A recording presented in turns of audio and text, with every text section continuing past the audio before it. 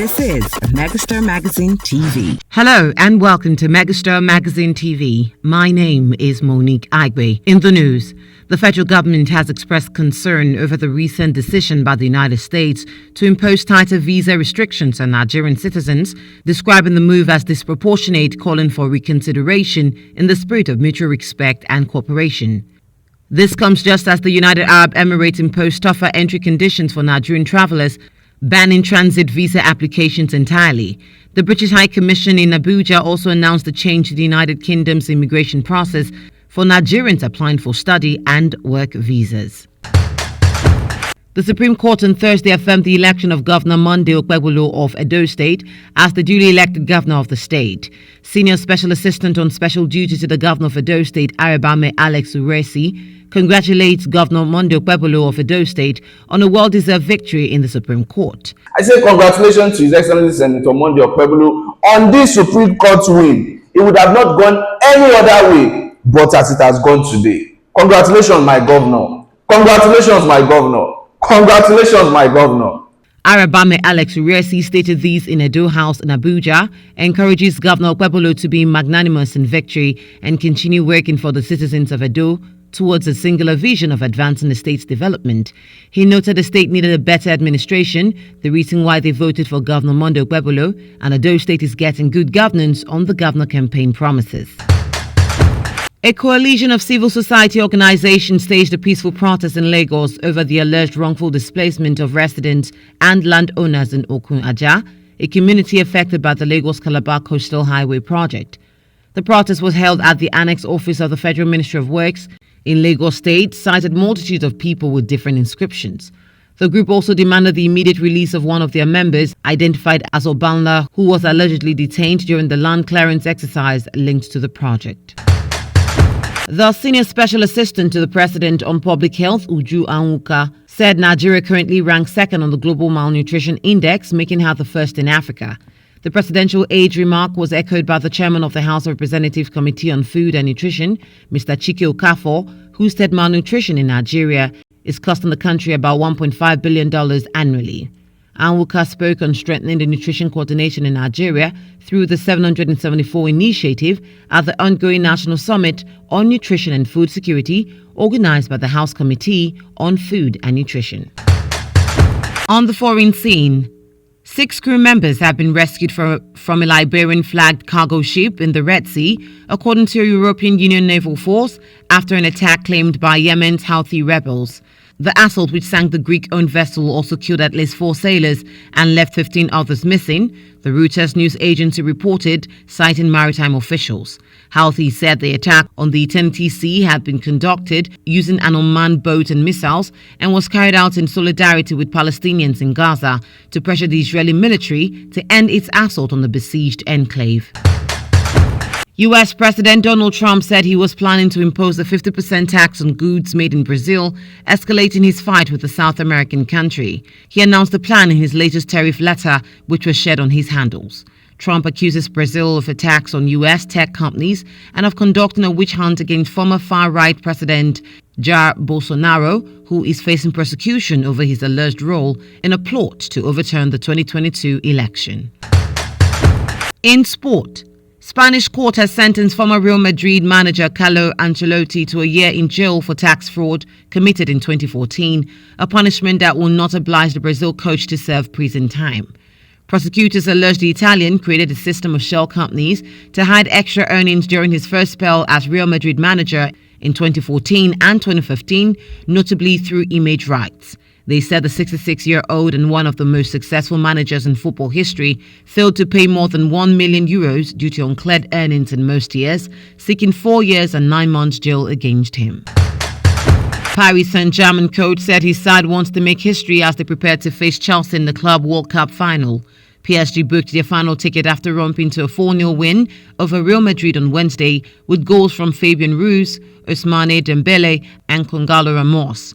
Speaking at full-time, Enrique admitted it will not be an easy outing. He emphasized that his side will try one more step against a good team like Chelsea.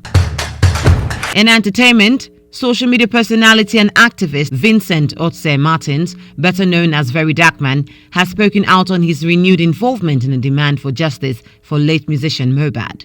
Very Dark Man explained his decision to revisit the case, citing his increased influence and financial resources. The social media activist dismissed allegations of using the campaign for clout and financial gain, stating that he has spent a significant amount on the case, including providing financial support to Mohbad's driver. Nigerian singer Ricardo Banks has revealed that his colleague Wizkid regretted insulting him for announcing song release amid NSAS protests in October 2020. Ricardo Banks and Wizkid fell out after the latter blasted the former for announcing the release of the collaborative song Omolomo amid the NSAS movement. Ricardo Banks explained that it was his management who insisted on releasing the song at that time despite his initial opposing it. That has been the news. For more information, follow our social media platforms showing on your screen. Up next is Voices from the Street. Hi guys, my name is Queen Brown from Megastar Magazine TV. We are live here in the streets of Abuja to get the opinions of people on their take on girl-child education. What is your take on girl-child education? Do you think it's important or not? Let's go to the streets and get the opinions of others. Thank you. A blessing from the Lord. Some male child, they even do better than men child today, due to how you, as a parent, train your child from the beginning. If you train them the way of the Lord, they will respect you, they will have fear of God, they will know the things anyhow. Child is a child. You see what is happening in this country. Some ladies even do better than men today. No, what I have to say is, child is all blessing from the Lord. It's due to how a parent take care of their child. Some parents, they didn't even have time for their wife, take care of their child. So as a parent, you need to deal with your family all the time. Your presence alone is a matter a lot.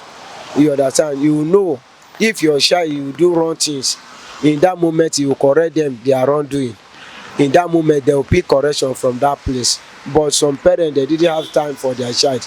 So we as a man, we need to pick up to take our responsibility in the family. Girl child education is very, very important. Okay. Because my first child is a female, and I was so proud that God gave me a female as my first child. So I intend to train her to any level. So I urge all the parents out there to give their girl's child good education. Yes, I accept it because of what is happening in our country. The girl child too need to wake up, because when you look at the society today and the organization, most of the organization, the women have taken over. So it's very important that the lady, before, like most in the north, you find out that they neglect the girl's child. It's only the men that are ahead. That's why when things happen now, even it happens now, but some of the women have really woke up from sleep. Like, because most of them, the husband die and then you are just stranded. You don't do anything. So it's very important for the girl child to wake up and do something, because most of the women have woke up and a lot of them are looking at the southern people. They have really the southern, and you know them here now, the women, they are like men. So really in the north, there's nothing to write home about the girl child. So it's good, but some of them are waking up now to reality. Yes. Thank you. The girl child education is as important as a boy child education. Period. If education is good for a boy, it's good for a girl child. Yeah. Because what is education? Is to bring knowledge into an individual. If a man should need education, a girl should need education. And without education, nobody can go anywhere. Education has helped many people, like the likes of Okpebholo and many of them. Education that brought them to the limelight. That education, they wouldn't have been there. Even the president's wife today, Senator Oluremi Tinubu, well educated, well read, and the sky is a limit. So girl child education is as important as a boy child education. And as I'm talking to you, I'm walking down to go and give my girl who is schooling in one of the schools here, question paper, because she's starting her exams. Yeah, started today. So I have past question I need to go and give to her. So I have to take it upon myself to go and give it to her this afternoon.